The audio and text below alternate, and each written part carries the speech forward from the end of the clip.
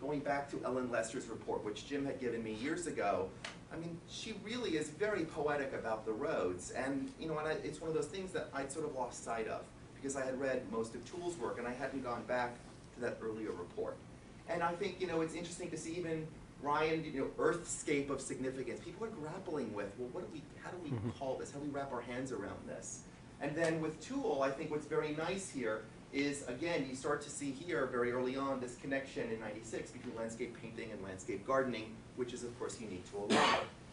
But I wanted to show this image. We all know this image from our survey course in landscape architecture. You know, here is Downing's depiction of the picturesque. And I've purposely provided this haze around it because I feel like the way that the picturesque is looked at Olana is somewhat limiting.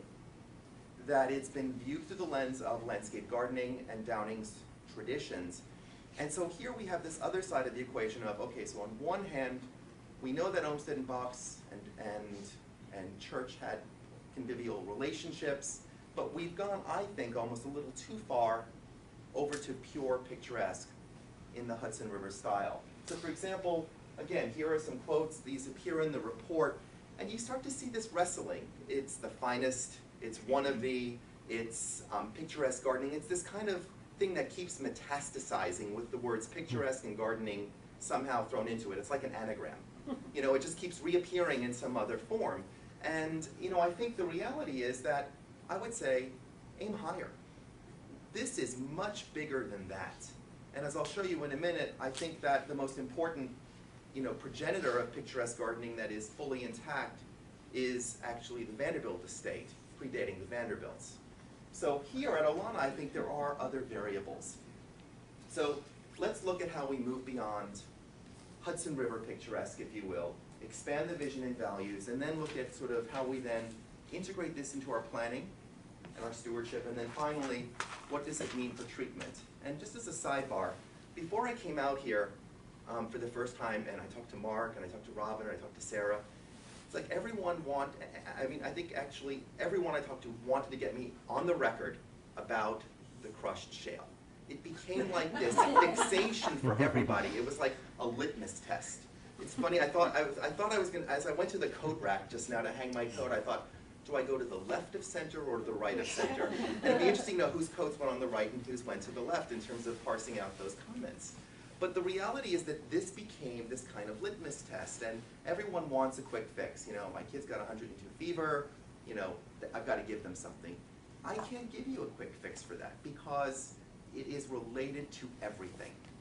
That the roads spill out into scenic view sheds, the roads deal with erosion, they deal with rainfall, the roads then go into plaza areas that are going to not be working landscape features anymore as part of the dignified arrival experience. So how do you make these decisions? And I think it is so hard at places like this where you've got, look, I've got a donor here, you've got to spend this money by X, and yet you want to move forward. So the question is, how do you do those things?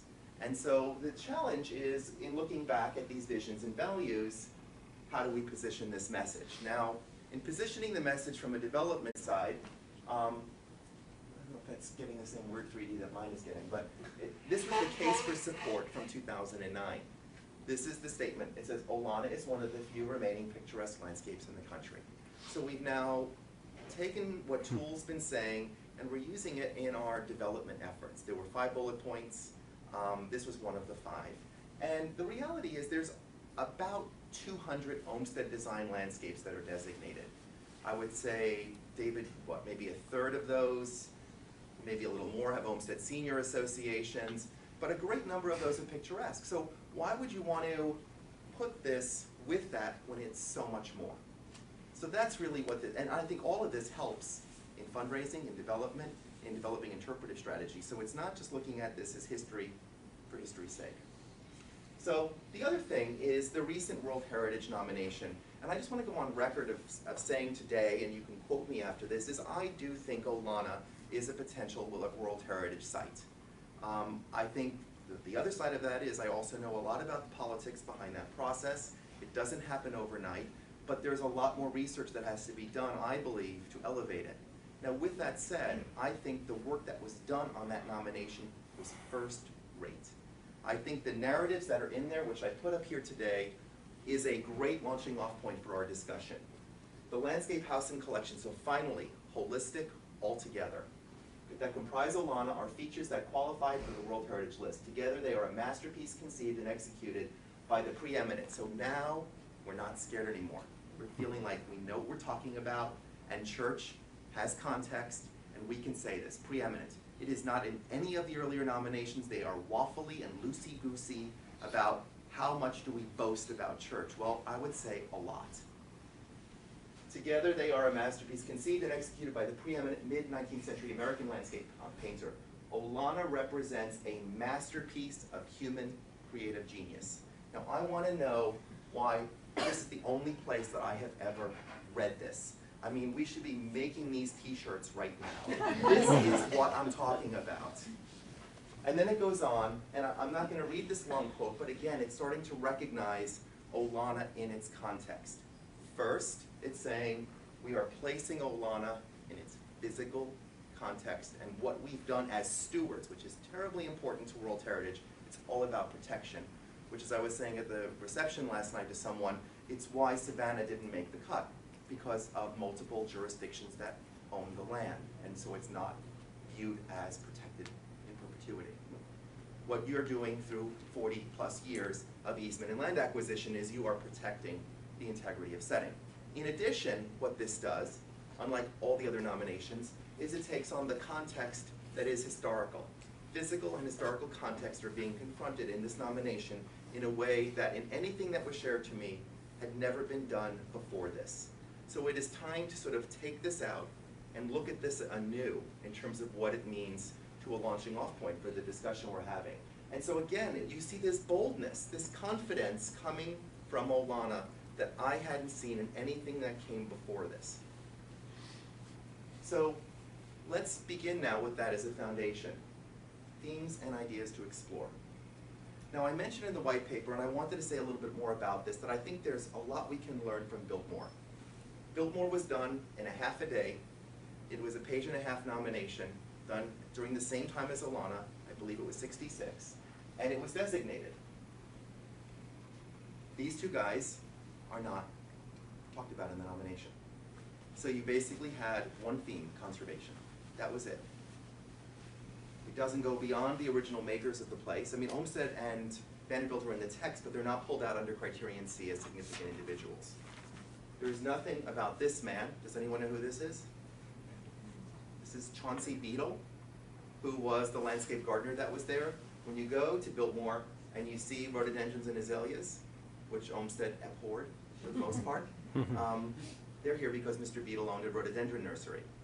And Olmsted really couldn't control him. He was a really good man otherwise. So they gave him the dell, and they said, okay, Mr. Beadle, you go put your rhododendrons there. But he is there till 1950. This is the only map that was part of the original nomination. There is no original research whatsoever. It mentions the cradle of forestry, and that's it. So what happened is, in 2002, Olmsted redid their NHL nomination. Part of the motivation here is there was a boundary dispute, and so they had to go back and do that, and they've made this decision to put Biltmore on more solid footing with the knowledge they now have. So the first thing is, you can see here the bounding reduction that will result from these new research efforts will be made on the basis of the original acreage significance and retention of integrity in the area of conservation. Now think about the idea of boundary and how much the boundary definition has changed since the original NHL was done for Olana. There is land that's protected through easements and land holdings, so how we look at what is contributing is very different. And so from a standpoint purely of protection, if nothing else, that alone makes it a worthy exercise. Second is, the resulting boundary should accurately reflect the Biltmore Estate's larger historic significance as a National Historic Landmark in the areas of conservation, social history, architecture, and landscape architecture. These sound like good themes for Olana. Going deeper, you'll see that they looked at expressing cultural values, in this case architecture, landscape architecture, popular and traditional culture, and transforming the environment, manipulating the environment, protecting and preserving. In addition, she was a very savvy businesswoman. She negotiated with U.S. Forest Service. She sold the Pisgah Forest for just under $500,000. She created cash flow. So the story of Biltmore is not just Olmsted and Hunt and Vanderbilt. It is the story of stewardship. And that too is a story of Olana. And I wanted to show this because I do think that this larger narrative at Olana is this layer of survival and through the lens of conservation. So what can we learn from Build More? That was my desperate little moment in case, you know, it was after lunch. So I wanted to see if you guys were still with me, and plus it's always nice to show gargoyles when they're good ones. So, for example, when I was working with Patricia O'Donnell, and the Park Service was our client, this was from about 89 to 91, we were working on the Vanderbilt Estate at Hyde Park, and a lot of people don't know this, but the Vanderbilt Estate became a national park because FDR bought it. I mean, imagine today a president thinking, we should save that, I'm going to buy it, they'll pay me back. That's really what happened. And every single tree at this property had been mapped. And there was an index card for every one of them because FDR was the next door neighbor. So when we came along to do this report, and it's McKimmey and White, there are dozens of McKimmey and White properties on the National Register, we started to look at the landscape, and lo and behold, it is the work of Andre Parmentier, 1828 to 1831. So it predates Central Park and the rural cemetery movement in Mount Auburn in 1831. It was like, wait a minute, guys.